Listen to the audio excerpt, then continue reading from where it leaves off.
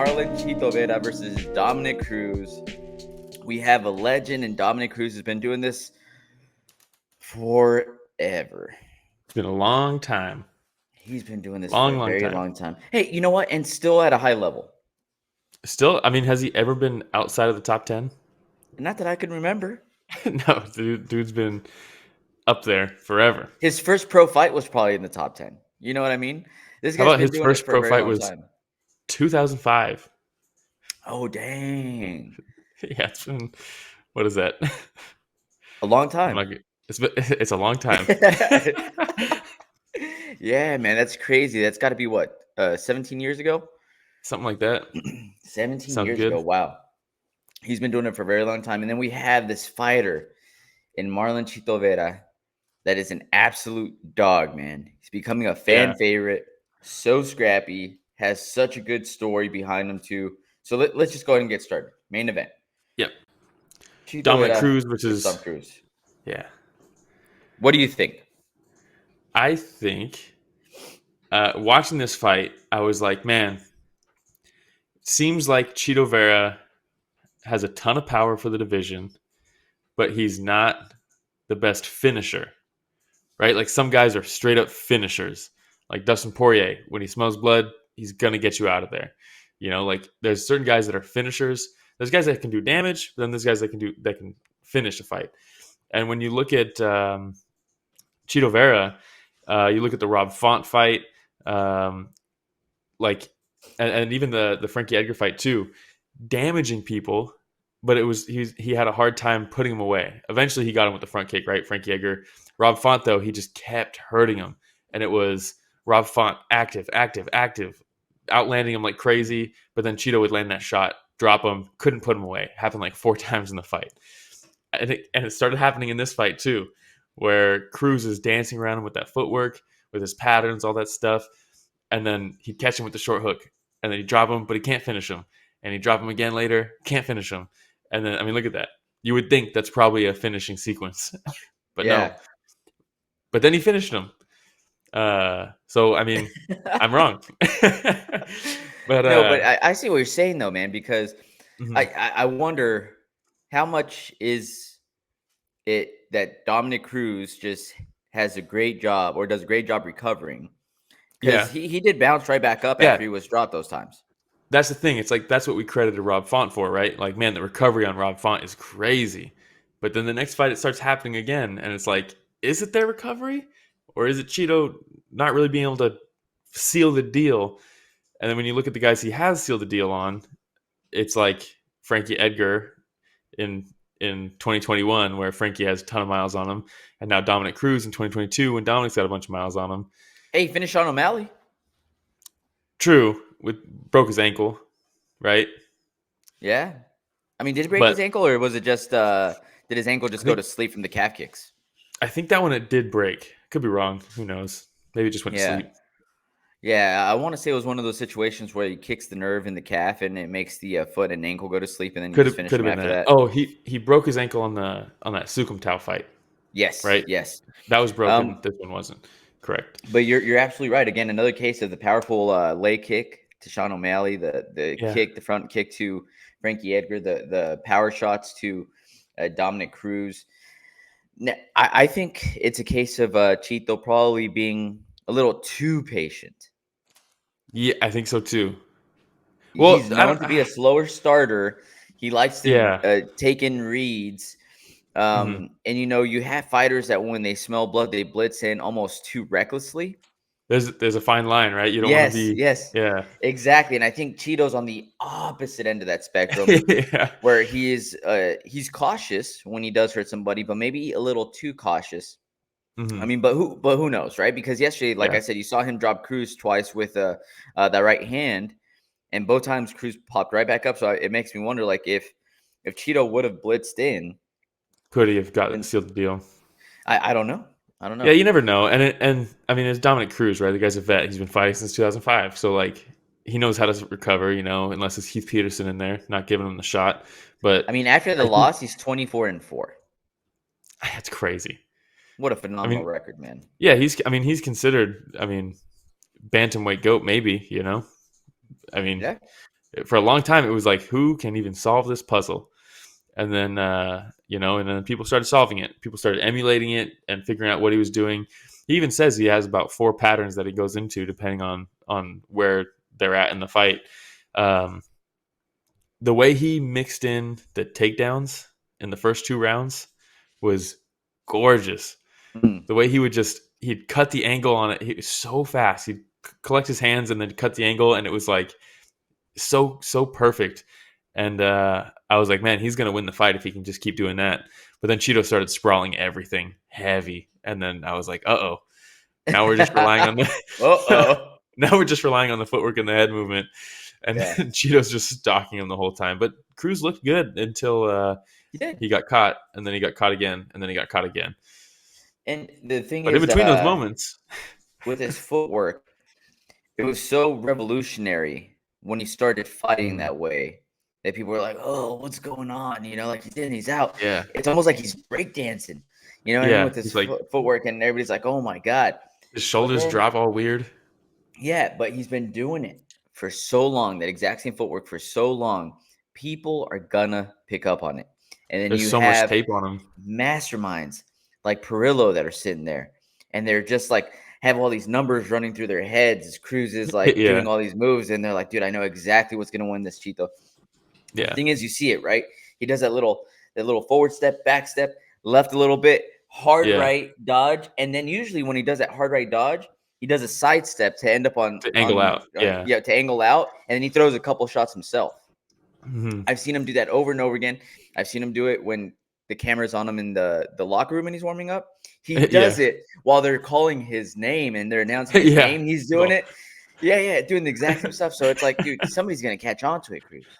And Chito did it. If you watch the finish, every time Chito would throw the lead hand, Cruz would evade it heavy away from it.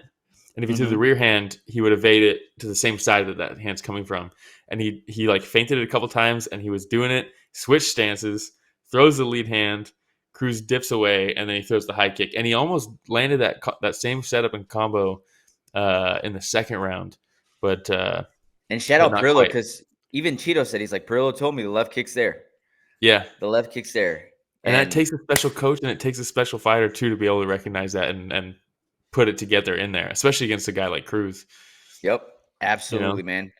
Oh, Regeneration Nation TV. Can I just call you Regen? That's a long name, but hey, shout out Regen coming back on, man. Greatly appreciate it. By the way, hopped on his page. Good stuff. Followed him last weekend, too. So he says, holy smokes, Chito Army with a gigantic W. Massive. He takes out the legend Frankie Edgar. Yeah. He takes out another legend in Dom Cruz. Yeah. What is left for Chito Vera before he gets a title shot? Well, he couldn't quite take out Aldo, right? Aldo beat him. He couldn't. You're right. And Aldo's still ranked above him. Aldo's durable as hell. So, like, the guys that he is getting the finish now that he's here, Dominick Cruz, Frankie Edgar, not quite as durable. So, in my opinion, if we match him up against a guy so if Petr Yan and Sean O'Malley is fighting Petr Yan, if Sean wins that fight somehow, there's no way they're not going to give him a title shot. Mm-hmm. And if that happens, I would love to see Petr Yan versus Chito Vera. That would be the fight to make. But again, Yan is so durable. I don't know if the style, Chito's style, that low volume, I don't know if he can put him out, quick question. Be interesting to see. The Vera versus Aldo fight, was that a 3-rounder or a 5-rounder? I thought it was 5, but it might have been 3. I can't remember. I'll find out right now. Because if it was a 3-rounder, I wouldn't mind seeing him go at it again in a 5-rounder. Yeah. But it was a 3-rounder. Ooh.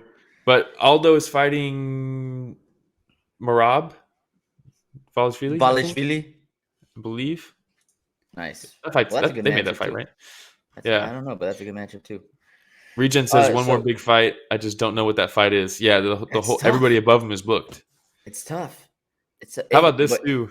If you're Chito, then do you just say, "Hey, just leave me in the sideline for a little bit. Let me see what happens in the mix there," right? You just wait, yeah. Because if you look at the rankings, TJ's fighting Aljamain.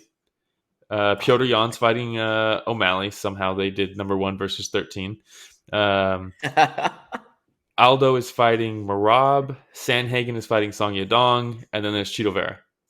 Yeah. So, yeah, it's tough. And You Regen could says, wait.